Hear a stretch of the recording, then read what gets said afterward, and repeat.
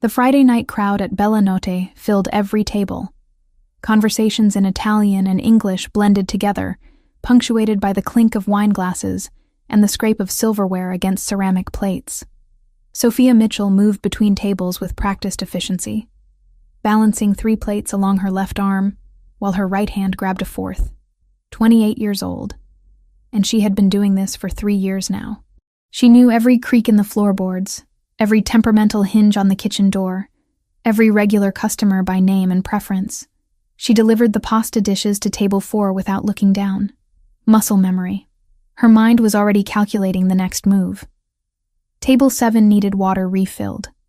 The couple at table 9 would want dessert menus soon. The kitchen was running behind on the osso buco for table 12. But first, table 7. Alessandro Vitale sat in his usual spot, the corner table with a view of both the entrance and the kitchen. He had been coming every Friday at 8 o'clock for 2 years. Not once late, not once early. Always alone. Always the same order. Sophia approached with a water pitcher in one hand and a basket of bread in the other. She set both down without making eye contact. "Good evening, Mr. Vitale. The osso buco tonight, as usual?" "Yes." His voice was quiet, controlled. Most people who came to Bella Notte either ignored him completely, pretending they didn't recognize one of the most powerful men in Manhattan's underworld, or they stared too long, whispering to their companions the moment he looked away. Sophia did neither. She treated him exactly like every other customer. Professional, efficient, distant. Red wine, the Barolo. Of course, still water, no ice. Correct. She wrote nothing down. She never did for him. 2 years of Fridays meant she had his routine memorized down to the minute. He would finish the bread before the wine arrived. He would eat slowly, methodically. He would leave cash, always exactly 30% more than the bill. He would be gone by 9:15. Sophia headed toward the bar to place his wine order when Tommy Greco's voice cut through the ambient noise. "Sophia." A word. She changed direction toward the small office near the kitchen, where Tommy stood with his arms crossed. He had been managing Bella Notte for exactly 3 weeks. His uncle, the original owner, had fallen ill and handed over daily operations to his sister's son. Tommy was 26, fresh from business school, full of ideas about efficiency and profit margins. The staff had learned quickly that he cared more about spreadsheets than people. "Table 6, Tommy said without preamble. "They've been sitting for 90 minutes. They need to order dessert or leave." Sophia glanced through the office door toward table 6. An elderly couple, both well into their 70s. The man wore a suit that had gone out of style 20 years ago. The woman had her hand over his, speaking softly. "Mr. and Mrs. Castellano," Sophia said. "They've been coming here since before I started. They always take their time. That's not how we're running things anymore. Table 6 is prime real estate. We have people waiting. Tell them to order dessert or pay their bill. They're not bothering anyone. We have open tables. That's not the point. The point is maximizing revenue per table per hour. This is basic restaurant economics." Sophia felt her jaw tighten. She had worked in enough restaurants to know that some things mattered more than economics. Loyalty, history, the fact that Mrs. Castellano had lost her son last year, and coming to Bella Notte every Friday was the one routine that kept her moving forward. "I'll check on them," Sophia said carefully, "but I'm not rushing them out. You'll do what I tell you to do. You're a server, not management. I'm aware of my position. Then act like it. Go tell them to order dessert or settle up." Sophia walked out of the office without responding. She approached table 6 with a smile that felt brittle on her face. "Mr. Castellano. Mrs. Castellano. How is everything this evening?" The old man looked up with kind eyes. "Wonderful, as always. Your recommendation on the veal was perfect. I'm so glad. Can I interest you in our dessert menu tonight? The tiramisu is exceptional." Mrs. Castellano shook her head gently. "Oh, we couldn't possibly. We're quite full. But thank you, dear." Sophia nodded. "Take your time. There's no rush." She walked back toward the office where Tommy stood watching. His expression darkened when he saw she wasn't ushering the elderly couple out. What part of my instructions did you not understand? They'll leave when they're ready. They always do. There's no reason to. There's every reason. We're running a business, not a charity for old people who want to reminisce. Several nearby tables went quiet. Sophia felt heat crawl up her neck. This was not the place for this conversation. Can we discuss this after service? She asked, keeping her voice low. No. We're discussing it now. Either you do your job the way I'm telling you, or you don't work here anymore. Sophia opened her mouth to respond, but Tommy was already moving past her into the dining room. She followed, her stomach dropping as she realized what he was about to do. Tommy stopped at table 6. His voice carried across the restaurant. Excuse me, folks. I'm going to need you to either order dessert or settle your bill. We have customers waiting. Mr. Castellano blinked in confusion. I'm sorry? Your table. You've been here over 90 minutes. Order dessert or pay and leave, Mrs. Castellano's face went pale. The humiliation was immediate and visible. Other diners turned to stare. The warm atmosphere that Sophia worked so hard to maintain every shift shattered like dropped glass. We'll leave, Mr. Castellano said quietly, reaching for his wallet with shaking hands. Sophia stepped forward. Mr. and Mrs. Castellano, please. There's no rush. You're welcome to stay as long as you'd like. Tommy rounded on her. Did you just contradict me in front of customers? You're trying to undermine my authority. In my restaurant. Your uncle's restaurant, Sophia corrected before she could stop herself. The words hung in the air. Tommy's face flushed red. The entire dining room had gone silent now. Even the kitchen noise seemed muted. Sophia could feel every eye in the place watching. You're fired, Tommy said. The words came out sharp and final. Get your things and get out. Sophia stood frozen. 3 years of work. 3 years of building relationships with customers, learning the rhythms of the kitchen, making this place feel like the closest thing she had to family. Gone in 5 words. Tommy, let's talk about this privately. There's nothing to talk about. You refused a direct order. You contradicted me in front of customers. You're done. Leave. Now. The humiliation was complete. Sophia felt her face burning as she became aware of all the stares. She recognized most of the faces in the room. People she had served countless times. People who knew her name, asked about her life, left generous tips. And Alessandro Vitale, still sitting at table 7, watching everything unfold with dark, unreadable eyes. Sophia turned toward the back to collect her belongings when she heard the scrape of a chair. Heavy, deliberate, then footsteps. Slow and measured. The entire restaurant seemed to hold its breath. Alessandro Vitale stood now, his napkin placed carefully on the table. He wasn't tall, but he commanded space in a way that made the room feel smaller. He wore black pants and a dark gray shirt, with the sleeves rolled to his elbows, revealing forearms marked with ink that disappeared under the fabric. His watch caught the light.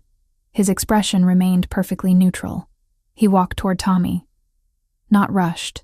Not aggressive, but something about the way he moved made every person in the restaurant lean back slightly, giving him space. Tommy noticed him approaching. His confident anger faltered. He recognized Alessandro. Everyone in this neighborhood knew Alessandro Vitale by sight, even if they pretended they didn't. Alessandro stopped 3 feet away from Tommy. He slipped one hand into his pocket. The gesture looked casual. It wasn't. How much does this place cost? Alessandro asked. His voice was quiet enough that only those nearby could hear clearly. Tommy laughed nervously. I'm sorry? The restaurant. How much to buy it? It's not for sale. Everything is for sale. Alessandro pulled out his phone with his free hand. He didn't look at Tommy while he typed. What's your price? I don't have a price. My uncle owns this place and he's not selling. Alessandro looked up from his phone. His eyes were dark brown, almost black in the low light. They held Tommy's gaze without blinking. Call your uncle. Tell him I'm making an offer. I'm not calling my uncle at 9 o'clock on a Friday because some customer... I'm not asking. Alessandro's tone didn't rise. It didn't need to. The weight behind those 3 words was enough. Tommy swallowed hard. He looked around as if hoping someone would intervene. No one moved. He pulled out his own phone with trembling fingers. Sofia stood near the kitchen door, watching this unfold like it was happening to someone else. This couldn't be real. Alessandro Vitale wasn't actually trying to buy Bellanotte because she got fired. That was insane. Her thoughts scattered when the front door opened and two men in expensive suits walked in. They weren't customers. They moved too purposefully, scanning the room with professional assessment before their eyes landed on Alessandro. One of them carried a leather briefcase. Tommy was still on the phone, speaking in rapid Italian to his uncle. His face had gone from red to pale. He kept glancing at Alessandro with obvious fear. Alessandro gestured toward one of the empty tables. The two men in suits sat down and opened the briefcase.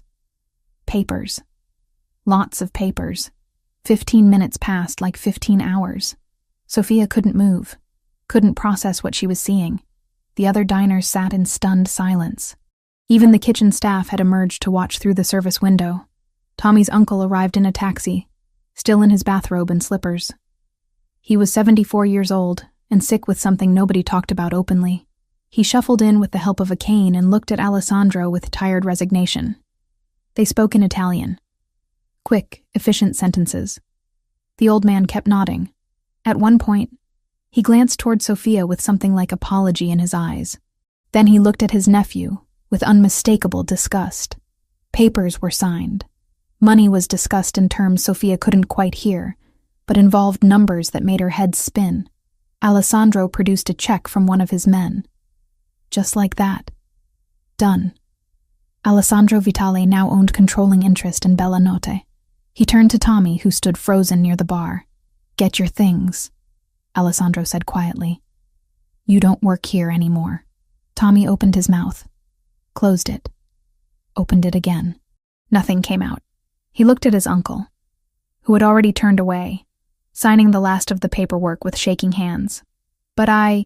Now, Alessandro's voice remained soft. That made it worse somehow. Tommy grabbed his jacket from the office and walked out without another word. The door closed behind him. The sound echoed in the silent restaurant. Alessandro looked around the dining room. Everyone who had their meal interrupted tonight. "It's on the house. Stay as long as you'd like. Order whatever you'd like." He said it in English first, then repeated it in Italian. The tension broke. Conversation resumed, though quieter than before. Mr. and Mrs. Castellano still sat at table 6, holding hands and looking shell-shocked. Alessandro walked toward Sofia. She had pressed herself against the wall near the kitchen, trying to become invisible. It didn't work. He stopped in front of her, close enough that she could smell his cologne. Something woodsy and expensive. "You have your job back," he said. "If you want it." Sofia stared at him. Her mind was completely blank. He waited for a response. When she didn't give one, he nodded once as if her silence communicated something clear. Then he walked back to table 7, sat down, and picked up his fork. His ossobuco had gone cold during the chaos. He ate it anyway. Sofia remained frozen against the wall. Around her, Bellanotte slowly returned to its normal rhythm. Orders were placed. Food was delivered. The world kept turning, but everything had changed, and Sofia had no idea what she was supposed to do about it. Sofia didn't go back on Saturday. She stayed in her small apartment in Queens, staring at her phone while it buzzed with calls from the restaurant. Unknown numbers. She knew who was calling. The new owner, or his people. She let every call go to voicemail. Her hands shook when she finally listened to the messages. A man with a gruff voice said, "Mr." Vitale wanted to discuss her employment status. Another message, a woman this time, said the position was still available, and could she please return the call. The third message was just silence. Then a click. Sofia deleted them all. She spent the weekend applying to every restaurant within a reasonable commute. Her resume was solid. 3 years at Bellanotte, 5 years before that at various establishments across the city. Good references from former managers. She knew how to work a busy floor, how to read customers, how to maximize tips without being pushy. Someone would hire her. Someone always did. By Monday morning, she had 3 interviews lined up. One in Midtown, one in the Bronx, one in Brooklyn. None of them paid as well as Billionaire. None of them had the same atmosphere, the same sense of community. But that didn't matter anymore. She couldn't go back. Not after what happened. Not after Alessandro Vitale bought an entire restaurant because she got fired. The thought made her nauseated. She knew who he was. Everyone in Manhattan who paid any attention knew who Alessandro Vitale was. She had spent 2 years serving him every Friday, keeping her distance, maintaining professional walls specifically because she understood the danger of getting too close to men like him. Men who solved problems with money and violence. Men who left destruction in their wake even when they thought they were helping. And now he had pulled her directly into his orbit. She was a problem he had solved. A situation he had handled. She hated it. Hated the feeling of being owned, even tangentially. Hated that she owed him something now, whether he demanded payment or not. Saturday bled into Sunday. Sunday into Monday. Sophia went to her first interview at a steakhouse in Midtown. The manager looked her up and down, asked why she left her last position. She lied smoothly, said she was looking for new challenges. He hired her on the spot, but the pay was 15% less than what she made at Bellinote, and the hours were terrible. Lunch shifts 6 days a week. She'd have to work twice as hard for less money. She took it anyway. She needed something. Anything. Alessandro showed up at Bellinote on Saturday morning. The place was closed for weekend brunch service, which Tommy had canceled weeks ago to save on staffing costs. Alessandro had called a meeting with his lawyers to finalize the paperwork. Transfer of ownership. Reorganization of management structure. Rehiring of staff that Tommy had let go. He sat in the empty dining room while 3 lawyers in expensive suits spread documents across table 7, his usual table. He signed where they told him to sign, approved budgets, made decisions about vendors and suppliers. But his mind kept drifting to the fact that Sophia Mitchell hadn't returned a single call. He shouldn't care. She was an employee, one of many. Her choice to come back or stay away should have been irrelevant to him, but it wasn't. It hadn't been irrelevant for a long time, though he had convinced himself otherwise every Friday for 2 years. When the lawyers finally packed up their briefcases and left, Alessandro sat alone in the quiet restaurant. Dust particles floated through the sunlight streaming in from the large windows. The place smelled like garlic and tomato sauce and history. His mother's restaurant had smelled the same way before Cosa Nostra Siciliana. The Sicilian mafia took everything from them. Before she worked herself into an early grave trying to keep him fed and safe, he pulled out his phone and called Sophia again. It went straight to voicemail. He didn't leave a message this time. 3 days later, Alessandro was driving through the Bronx when he saw her. Pure chance. Or maybe not chance. He had been tracking her movements peripherally, making sure she got home safely each night, even though she didn't know it. Old habits. When you spent your life surrounded by enemies, you learned to keep track of the people you cared about. He slowed the car. She was walking out of a restaurant called Dominic's, shoulders slumped, face tired. An interview, judging by the way she checked her phone and frowned before putting it back in her purse. Alessandro pulled to the curb. He lowered the passenger window. Sophia. She jumped, startled. Then she saw who it was, and her expression closed down immediately. Walls up, defensive posture. She had been doing that around him for 2 years, and he had never pushed, never asked why. Now he wanted answers. Mr. Vitale. Get in. I'll give you a ride. No, thank you. I'm fine. It's starting to rain. It wasn't, but clouds were gathering overhead. Close enough. I said I'm fine. Alessandro put the car in park and got out. He stood on the sidewalk facing her. She took a step back instinctively. That small movement bothered him more than it should have.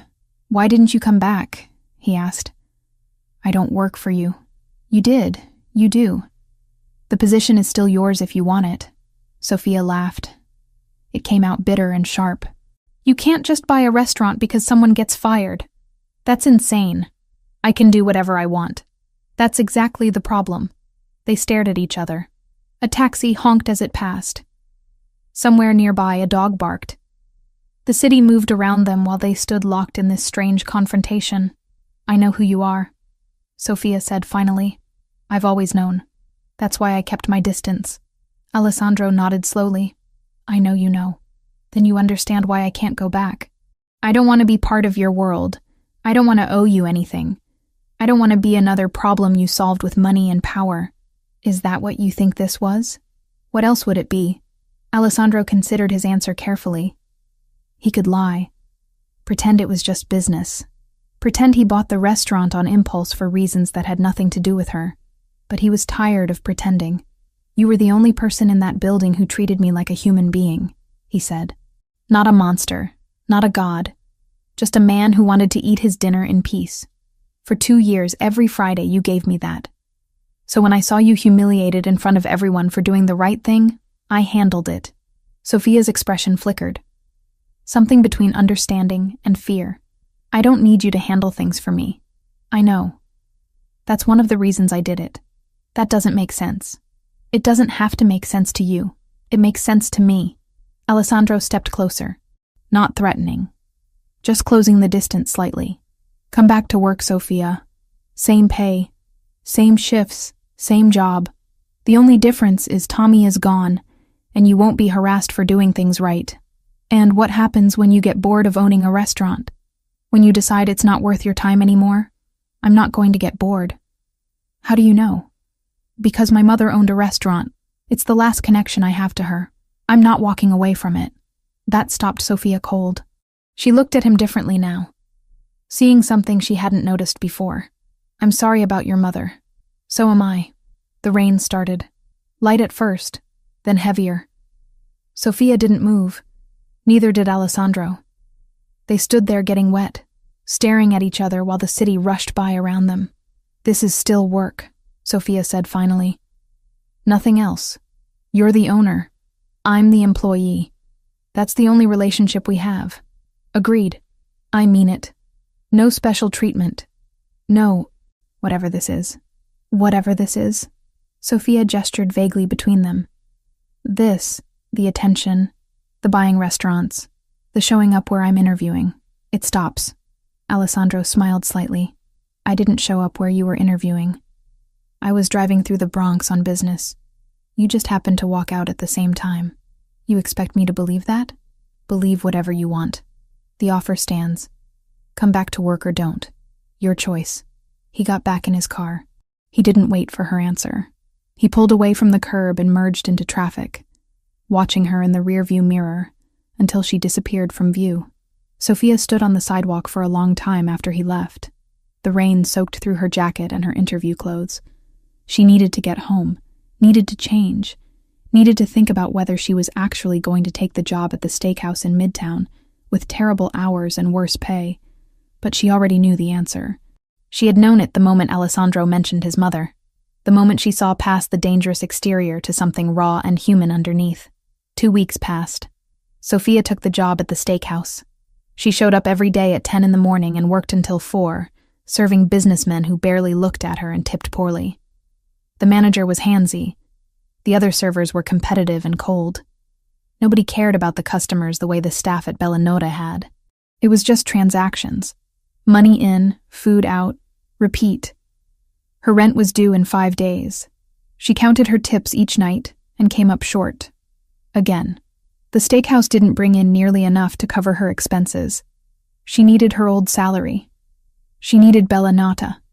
She needed to swallow her pride. On Thursday evening, Sophia took the subway back to Manhattan. She stood outside Bellinotta for 10 minutes before finally walking in. The dinner rush was in full swing. The new staff looked overwhelmed. Alessandro had clearly rehired most of the people Tommy fired, but they were still finding their rhythm again. Alessandro sat at table 7. Of course he did. His eyes found her the moment she walked through the door. He didn't look surprised. He looked vindicated, like he had been waiting for her to come to this exact decision. Sophia walked over to his table. Her heart pounded so hard she could feel it in her throat. I'm here, she said. If the offer is still good. Alessandro set down his fork. It's still good. Same terms, just work. Nothing else. Agreed. And if I ever feel uncomfortable, I can leave. You can leave anytime you want. I'm not keeping you prisoner. Sophia nodded. She felt like she was signing a contract, written in invisible ink. terms and conditions she couldn't quite read, but knew would define everything going forward. When do I start? Tomorrow, Friday. Your usual shift. Okay. She turned to leave. His voice stopped her. Sophia. She looked back. Tommy tried to sue. He claimed I forced his uncle to sell under duress. My lawyers had a conversation with him. He dropped it. A conversation. Yes.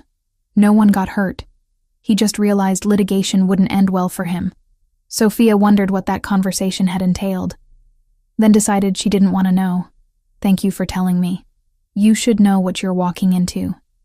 This world. My world. It doesn't play by the same rules you're used to. I know. Do you? She met his eyes. Dark and intense and completely focused on her. I've known for 2 years, Mr. Vitale. That's why I kept my distance. But apparently, distance isn't an option anymore. No, Alessandro said quietly.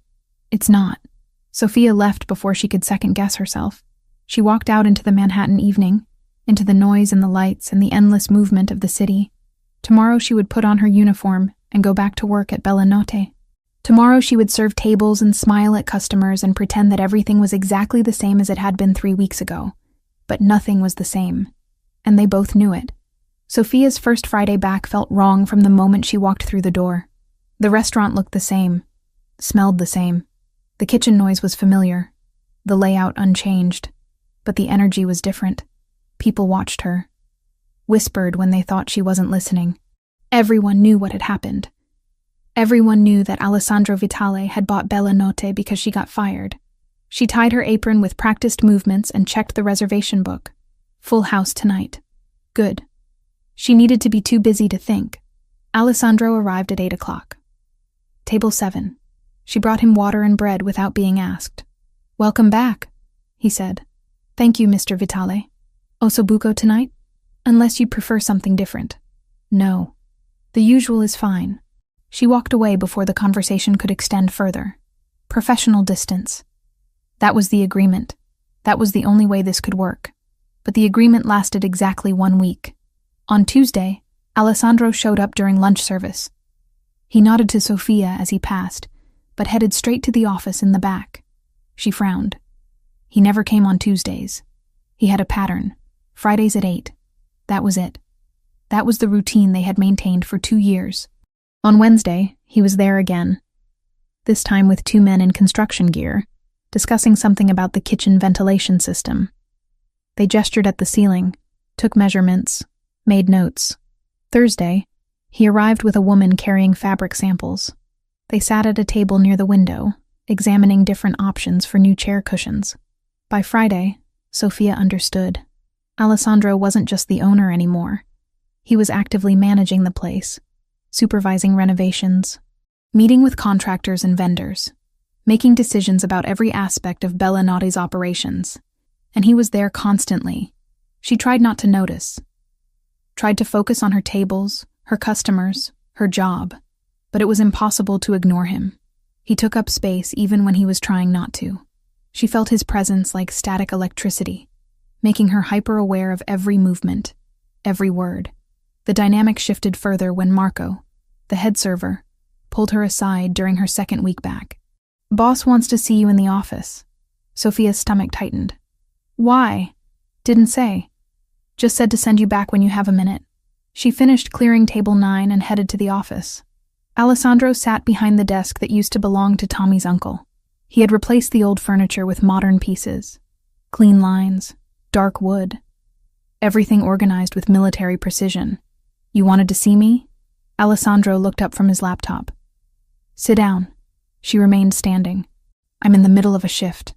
This won't take long. Sit. Sophia sat. She folded her hands in her lap and waited.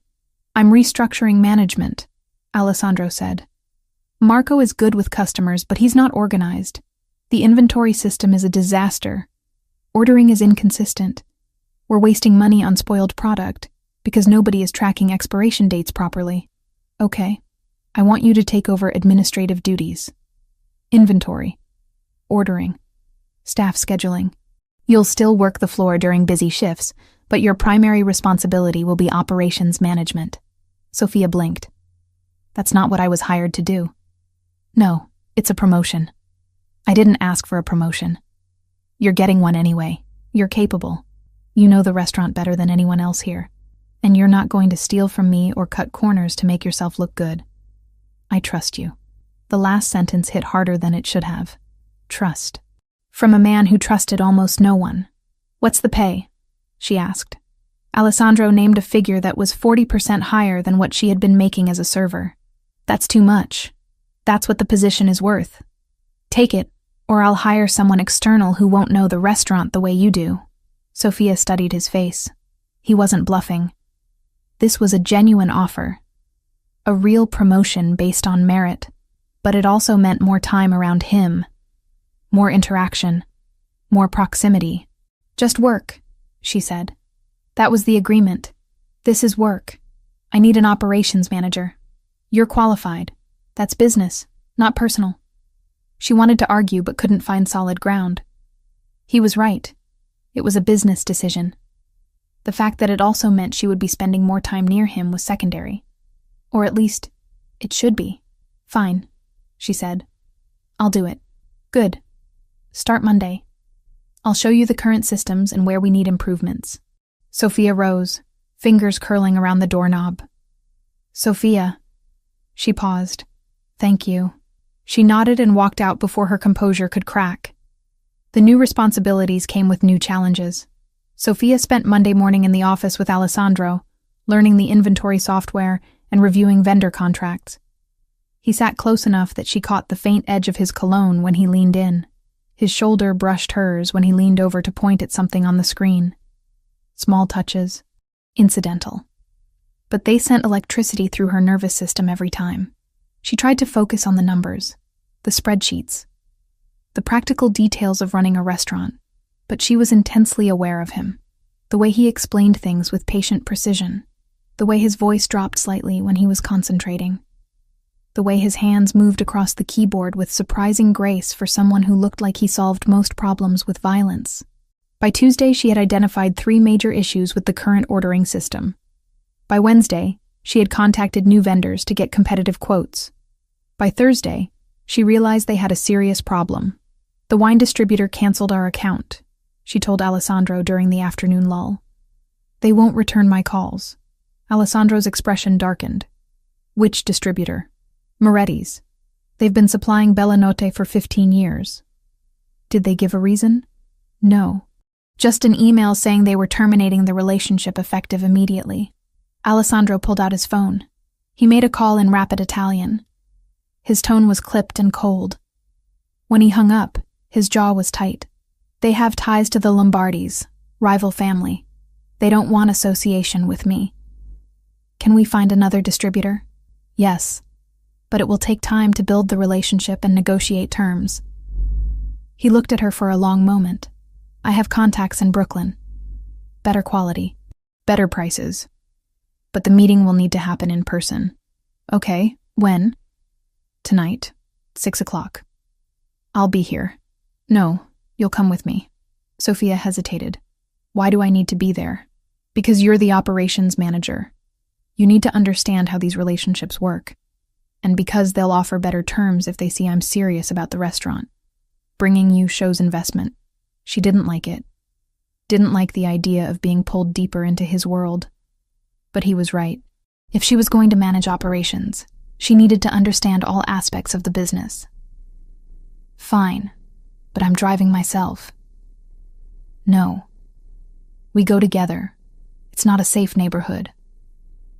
I've been to Brooklyn before. Not this part of Brooklyn. They took his car.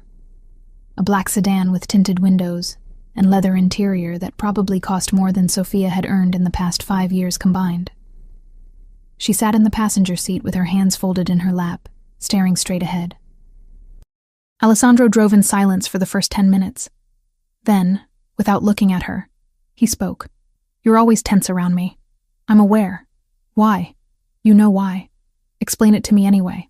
Sophia exhaled slowly. Because men like you are dangerous. Because getting close to you means accepting a world I don't want any part of. Because no matter how normal you try to make this seem, it's not normal. None of this is normal. And yet you came back. I needed the job. You could have found another job, not one that paid as well. So you're here for the money.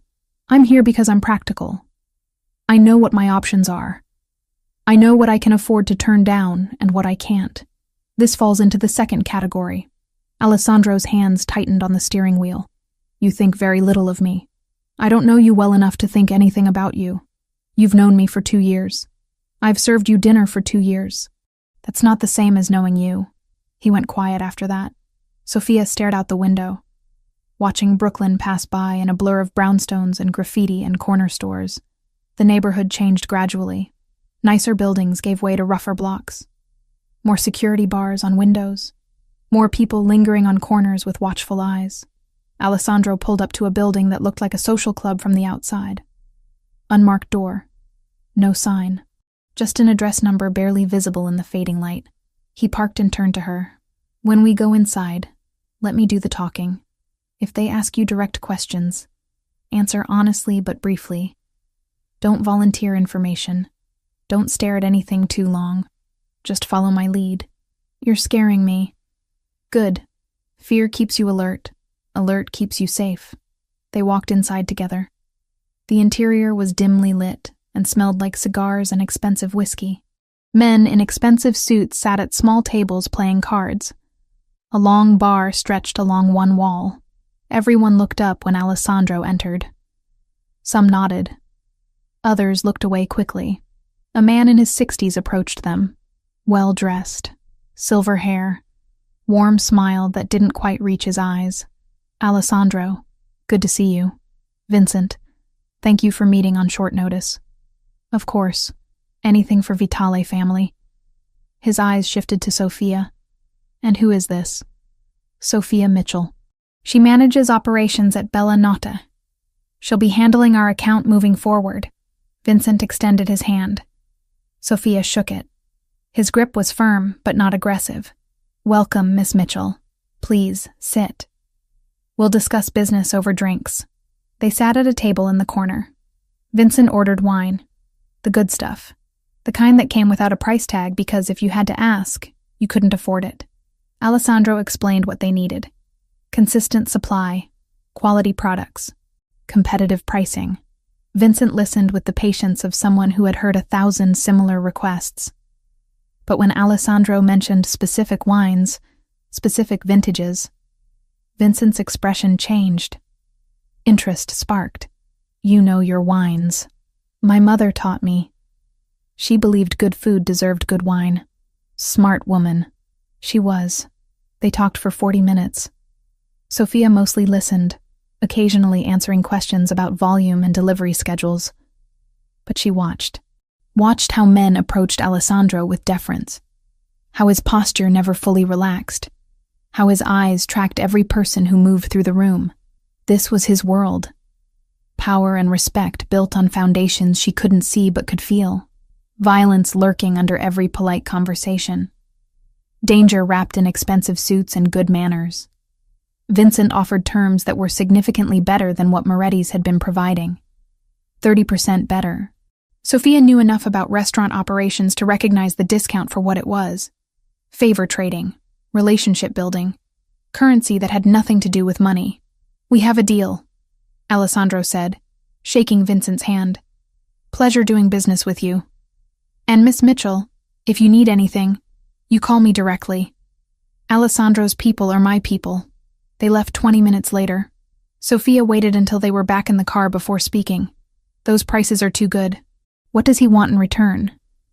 Goodwill. Association with my organization. Future favors that may or may not ever be called in. That's not how normal business works. I never claimed this was normal business. Sophia leaned her head against the seat. She felt exhausted. Drained. Like she had just run a marathon in heels. You were right, she said quietly. I wouldn't have gotten those prices on my own. No, you wouldn't have. So I guess I should thank you. You don't have to thank me. You're working for me. I'm giving you the resources to do your job properly. That's how this is supposed to work. They drove back to Manhattan in silence.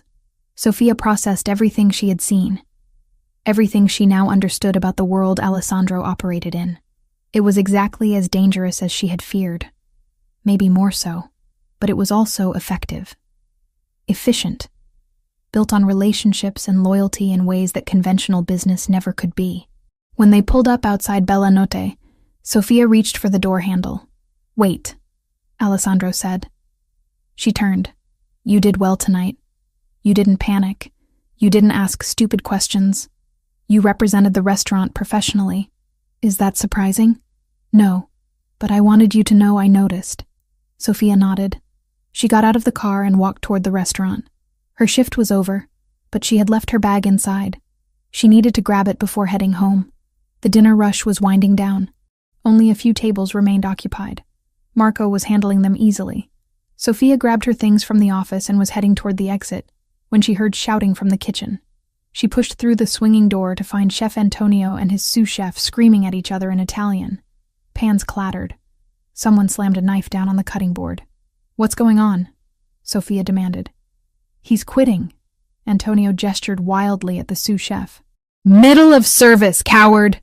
The sous chef ripped off his apron and threw it on the floor. "I'm done working for a psycho. Find someone else." He stormed out through the back door. The kitchen went silent. 3 line cooks stared at Sophia with wide eyes. 2 tables still needed entrees. Dessert orders were coming in. Antonio looked at her with desperation. "I can't do this alone. Not tonight." Sophia had worked in kitchens before. Years ago, when she first moved to New York. She knew her way around a stove. "Show me what needs to be done." For the next 2 hours, Sophia moved through the kitchen with focused intensity, following Antonio's instructions, plating dishes, managing timing. It was chaotic and stressful, and she loved every second of it. This was creation. This was building something with your hands and watching people enjoy it. When the last table was served and the kitchen finally went quiet, Sophia leaned against the counter and laughed. Pure relief. Pure exhaustion. "You're good," Antonio said, grudging respect in his voice. "Where did you learn?" "Long time ago. Different life." She cleaned up and changed out of the borrowed chef's coat. It was almost midnight. The dining room was empty now. Chairs stacked on tables, floors swept, everything quiet and still. Alessandro was waiting by the front door. "I thought you left," Sophia said. "I came back. Wanted to make sure the kitchen situation was handled." "It's handled. For tonight, anyway. I saw you through the window, cooking. Necessity. We needed someone." Alessandro studied her for a long moment. "Have you eaten?" "No. Neither have I." "Sit. I'll make something." "You cook?" "My mother taught me, before she couldn't anymore." He disappeared into the kitchen.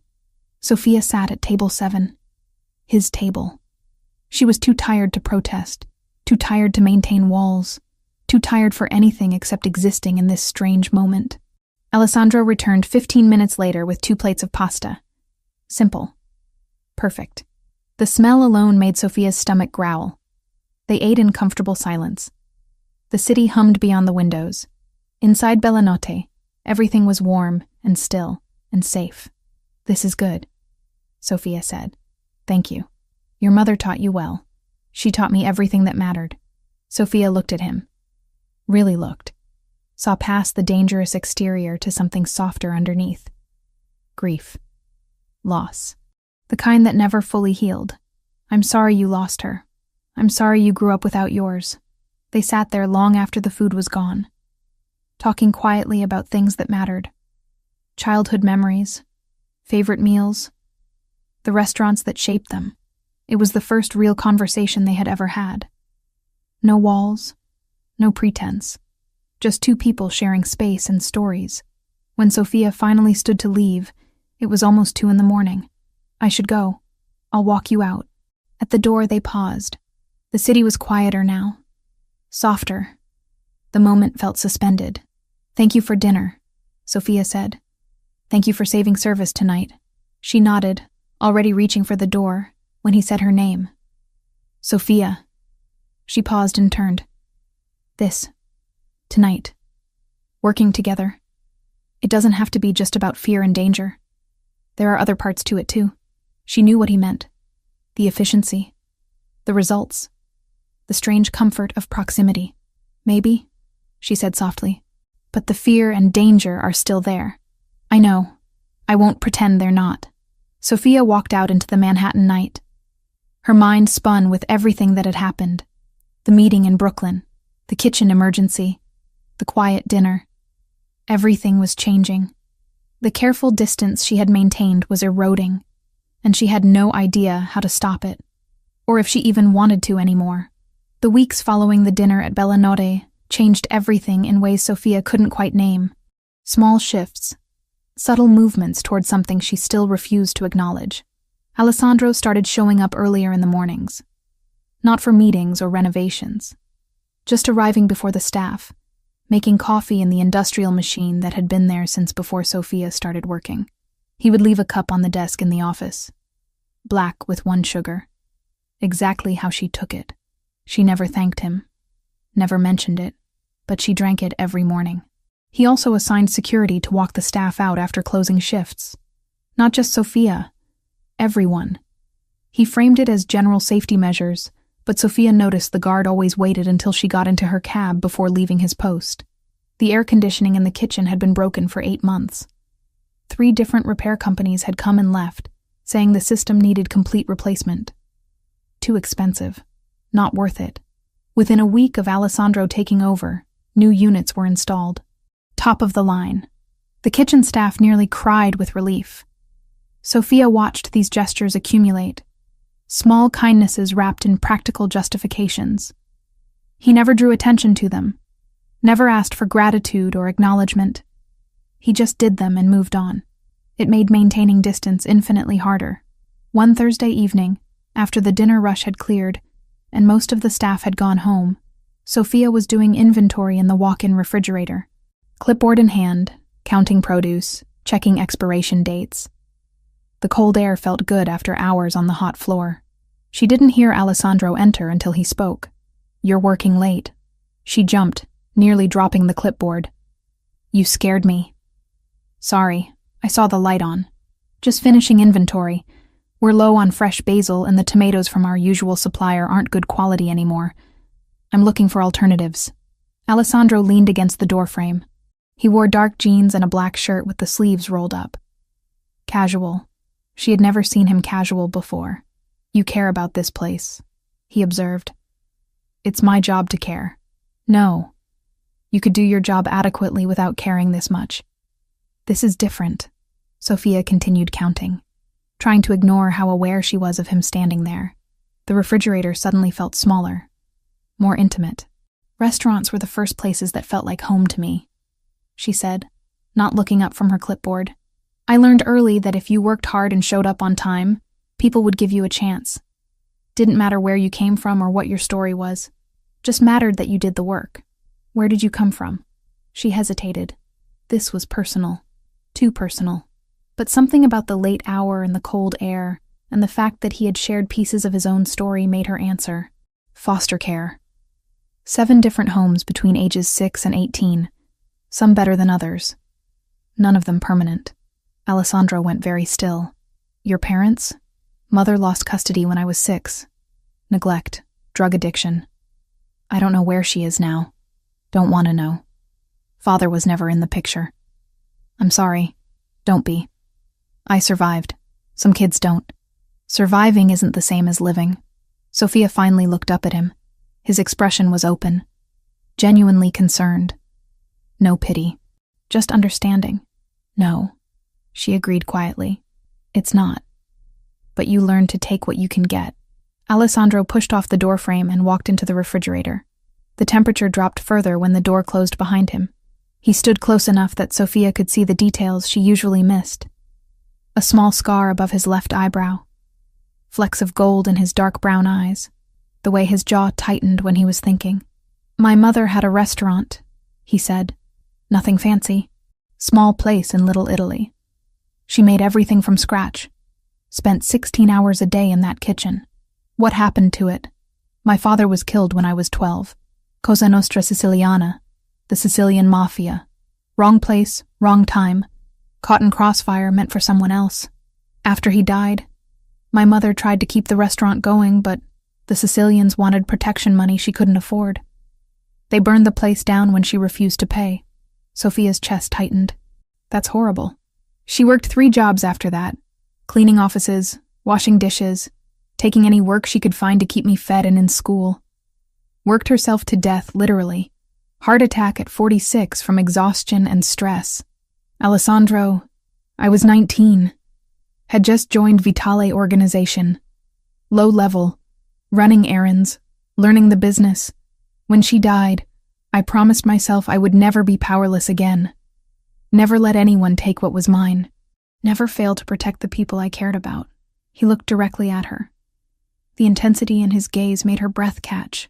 That's why I bought Billionaire, not just because of what happened to you.